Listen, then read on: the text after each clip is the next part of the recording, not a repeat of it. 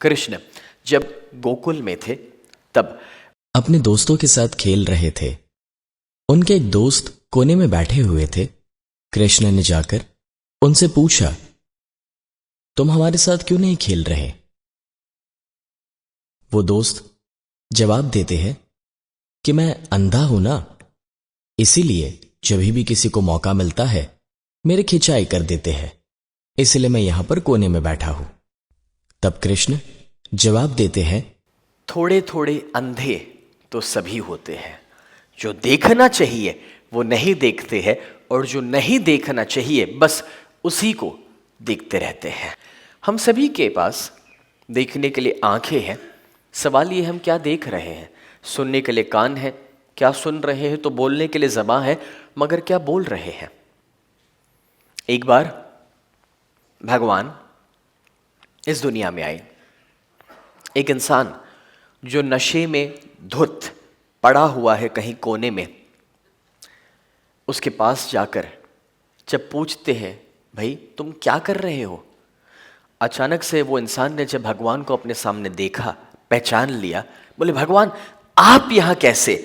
भगवान आपको पता है, मैं जब बहुत ज़्यादा बीमार था, बहुत ज़्यादा तकलीफ में था, मरने को था, मैंने आपको याद किया था और आपका आशीर्वाद मुझे मिला और उसके द्वारा मेरी बीमारी दूर हो गई और मुझे बहुत लंबी जिंदगी मिल गई। लेकिन अब मैं इस लंबी जिंदगी का करूँ क्या? इसलिए मैं शराब पीता हूँ, नशा करता हूँ। भगवान वहाँ से जब आगे चले, एक और इंसान था जो भाग रहा था एक सुंदर स्त्री के पीछे, और वो स्त्री अपनी जान बचाने के लिए भाग रही थी। वो उस इंसान को रोकते हैं, भाई तुम क्या कर रहे हो? उसने भी भगवान को पहचान लिया। भगवान आप यहाँ कैसे? भगवान आपको पता है मेरी आंखें नहीं थी, मैं देख नहीं पाता था और आपने मुझे आशीर्वाद दिया, चमत्कार हो गया, मुझे आंखें मिल गई, मैं देखने लगा। तो अब मैं इस आंखों का करूँ क्या? तो जो भी सुंदर सुंदर नजर आते हैं उनके पीछे भागते रहता हूँ। वैसे ऐसे दो नहीं, आज के समाज को ध्यान में रखते हुए शायद ऐसे 12 एग्जाम्पल्स मैं आपको दे सकता हूं। मगर दोस्तों, अगर ऐसे ही कुछ एग्जाम्पल्स हम देते रहें, क्या आप सोच भी सकते हैं कि अगर ये स्टोरी रियल हो और भगवान इस तरह से आए और ऐसा कुछ देखे, आप सोच सकते हैं वो क्या महसूस करेंगे? चलो आपके लिए थोड़ा सिंपल बनाता हूँ, आसान बनाता हूँ। आप अपने बच्चे के पीछे 20 साल मेहनत करते हैं, अपनी लाइफ को कॉम्प्रोमाइज़ कर लेते हैं, एक एक पैसा जुटाते हैं, उसे पढ़ाते हैं, लिखाते हैं, अपनी खुशियों को कुर्बान करके आप उसे काबिल बनाते हैं। और अचानक से एक दिन आपको देखने को मिले कि आपका बेटा कुछ दोस्तों के साथ मिलकर नशे में है, गलत आदतों में है।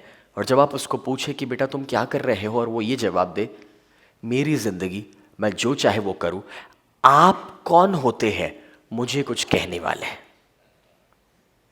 How does that feel? कैसा महसूस होता है? प्रोबेबली उस समय अगर ये रियल सिचुएशन हो तो यू विल आउटबर्स्ट। प्रोबेबली उस समय आपका गुस्सा या आपका टेम्पर कुछ अलग ही लेवल पर होगा।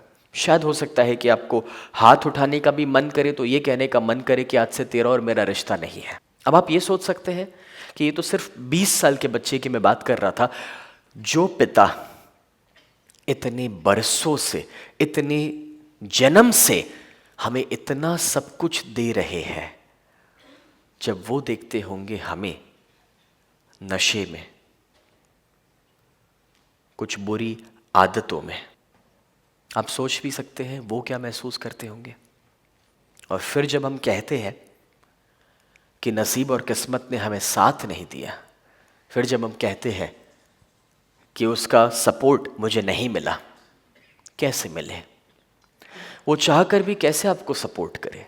अगर इंसान होने के नाते हम कोई गंदी कुर्सी पर बैठने को तैयार नहीं होते, गंदे कपड़े पहनने को तैयार नहीं, तो गंदी थाली में खाना खाने को तैयार नहीं है, तो हमने कैसे सोच लिया था कि भगवान कोई गंदे दिल या गंदे दिमाग में कभी बस सकते हैं?